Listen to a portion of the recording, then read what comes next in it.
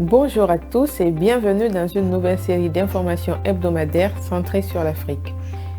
Démarrons notre tour d'Afrique par l'Angola qui a inauguré vendredi 27 janvier son tout premier centre de contrôle des satellites. D'une surface totale de 6 617 m² et situé dans la municipalité de Kakuako, à Luanda, le Centre national de mission et de contrôle des satellites s'inscrit dans le cadre de la stratégie spatiale nationale. Sa tâche principale sera d'assurer le contrôle et le fonctionnement du satellite Angosat 2 mis en orbite en octobre 2022. Le centre produira et assurera également la gestion des opérations de tous les satellites angolais, tout ceci dans le but d'améliorer les télécommunications et les communications sociales du pays. Parlons cette fois du Gabon qui a bouclé ce dimanche 29 janvier la 16e édition de l'une des plus importantes courses cycliques du continent africain.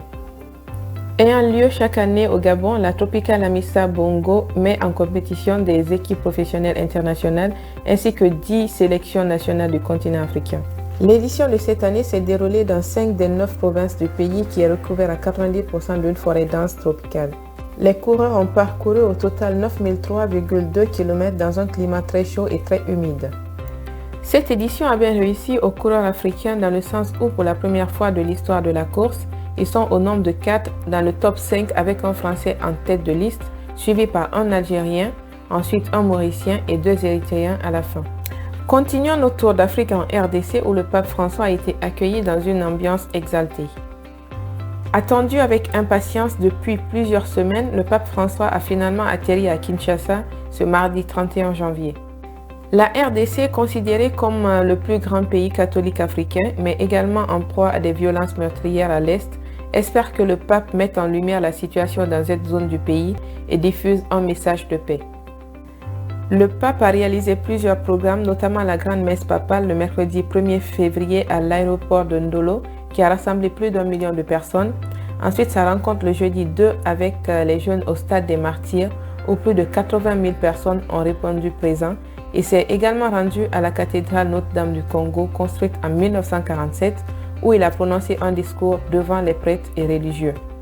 Et ce vendredi, il a rejoint Juba, la capitale du Soudan du Sud.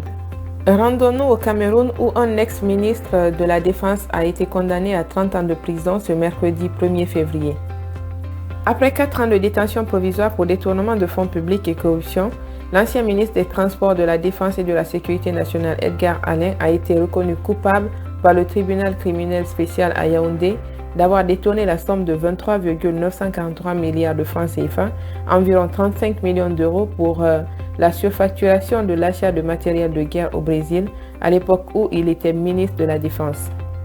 Son épouse Bernadette, quant à elle, a été reconnue coupable de complicité de détournement de fonds publics à hauteur de 5 milliards de francs CFA et a été condamnée à 10 ans de prison. Poursuivons avec l'Éthiopie où la région Somalie a suspendu 15 médias étrangers. Accusés d'exercer sans licence de presse, les médias tels que BBC Somalie, MMTV, Universal TV, Orial TV, RTN TV, 5 TV, Sound TV, Horncalb TV et Good Job TV se sont vus retirer le droit d'exercer dans la région.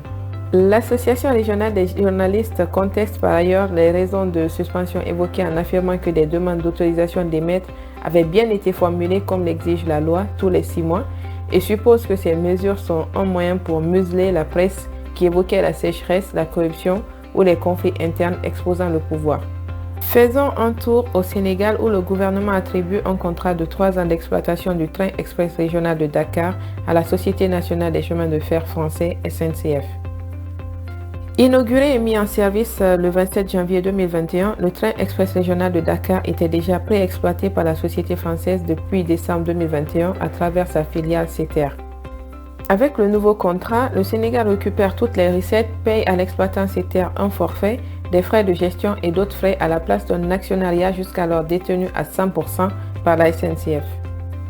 Le montant des recettes faisant au moins 30 milliards de francs CFA, plus de 46 millions d'euros par an, le ministre sénégalais des infrastructures Mansour Faye a souligné que l'État n'était lié que pour 3 ans et que le TER et toutes ses infrastructures, rames, les voies, les gares, les passerelles et systèmes d'information sont la propriété du gouvernement. Allons au Kenya où la rivière Nairobi ainsi que ses affluents sont de plus en plus pollués. Alors que l'eau potable se raréfie, Nairobi, l'une des villes d'Afrique à la croissance la plus rapide, s'efforce de trouver un équilibre entre la création d'emplois et la protection de l'environnement.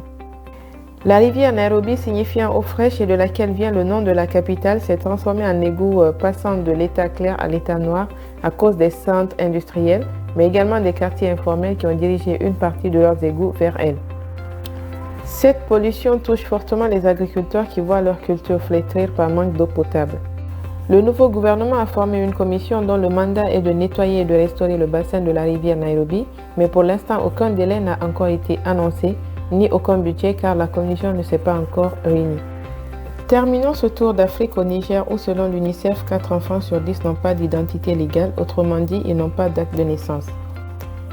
L'absence de la déclaration de naissance rend difficile le dénombrement de la population de ce pays. Elle aura également des conséquences sur l'avenir des enfants non déclarés, notamment dans le domaine scolaire, en les empêchant d'avoir de longues études par défaut d'identification. Plusieurs raisons freinent les démarches d'enregistrement de naissance, notamment l'ignorance que cette dernière est gratuite, aussi la lenteur des administrations, le manque d'infrastructures, mais également le fait que cette pratique ne soit pas ancrée dans les mœurs.